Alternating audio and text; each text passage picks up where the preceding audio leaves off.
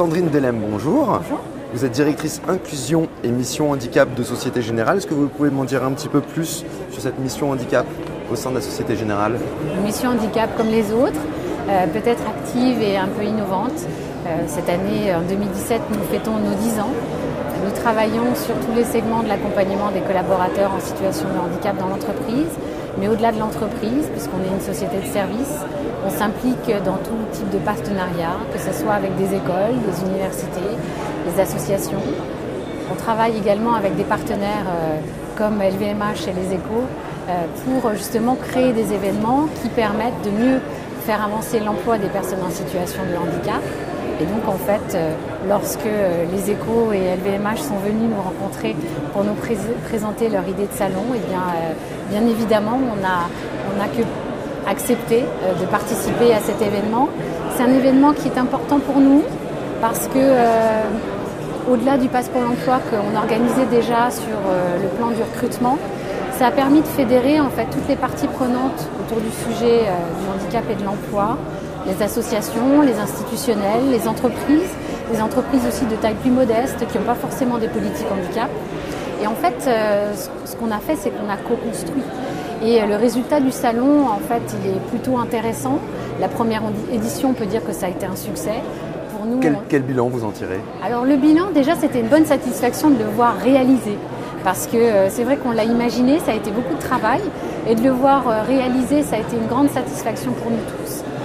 On a pu faire des parcours pour des acheteurs, des managers, des lignes RH. Nous, personnellement, chez Société Générale, on a envoyé plus de 160 collaborateurs en session de formation ce jour-là. Ça nous a apporté aussi le fait de faire savoir que c'est une thématique dont il faut se préoccuper tout au long de l'année et pas simplement pendant la semaine pour l'emploi des personnes handicapées. Ça donne un autre moment où on en parle. Et également, ça nous a permis aussi d'accroître considérablement notre chiffre d'affaires avec le secteur adapté et protégé. Qu'est-ce que vous attendez de cette deuxième édition? La deuxième édition, je voudrais qu'elle soit inspirante. C'est vrai que c'est difficile une deuxième édition parce que la première, elle est difficile parce qu'elle n'existait pas. La deuxième, elle est difficile parce qu'il y a des attentes et parce qu'on a envie de faire mieux que la première. Et c'est jamais gagné. L'idée, c'est de faire venir toutes les parties prenantes. Il y a beaucoup de gens qui se disent pourquoi le Palais des Congrès, pourquoi un tel événement de telle ampleur. Eh bien parce que la question de l'emploi et du handicap, eh bien, c'est pas une sous-question. Et comme on a un grand salon des entrepreneurs, eh bien oui, il y a un grand salon du handicap aujourd'hui en France et ça nous permet vraiment d'être crédibles. Et lorsqu'on reçoit des entreprises adaptées, des ESAT, des patrons qui bossent au quotidien sur leur territoire et qui à la fin du salon nous disent on a été valorisés dans nos compétences, on a eu un super stand, on a rencontré plein d'acheteurs et on va contractualiser. Là on se dit que par ce type d'événement, on les a pris au sérieux. Et puis nos acteurs internes, ils sont super étonnés parce qu'ils se disent bah oui, finalement, tout ça est très très professionnel et finalement ça répond à toutes les exigences de qualité qu'on a l'habitude de traiter en entreprise. On parle du salon handicap, emploi et achat responsable. Quelles sont les principales problématiques en termes d'emploi lorsqu'on parle du handicap? Il y en a de nombreuses et ça dépend aussi du secteur d'activité. C'est vrai que nous, on est dans le tertiaire par exemple. Et dans le tertiaire, souvent, on recrute à des niveaux extrêmement élevés de qualification. Lorsqu'on recrute minimum à Bac+3 et plutôt à des Bac+5, ben forcément, c'est difficile d'avoir des personnes en situation de handicap diplômées. Il y en a quand même 84% qui sont non diplômés. Donc, c'est très difficile. Et après aussi, on vit une grande mutation de nos métiers. Les métiers de la banque, ils sont complètement transformés. Aujourd'hui, on ne fait plus la banque comme avant. Il y a la banque à distance, il y a énormément de choses qui rentrent en ligne de compte, le traitement de la data, toute la digitalisation. Et donc, en fait, on est en train de passer de métiers de service à des métiers d'experts et de service avec cette dimension digitale. Et donc, du coup, le digital, c'est génial parce que ça nous ouvre des possibilités.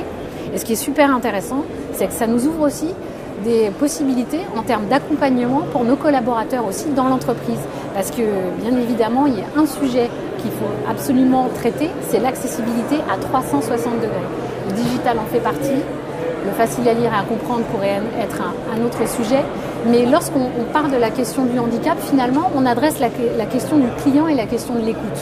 Si on arrive à s'occuper d'une personne en situation de handicap et à l'accompagner, finalement on est un bon manager parce qu'on a géré le management de la singularité.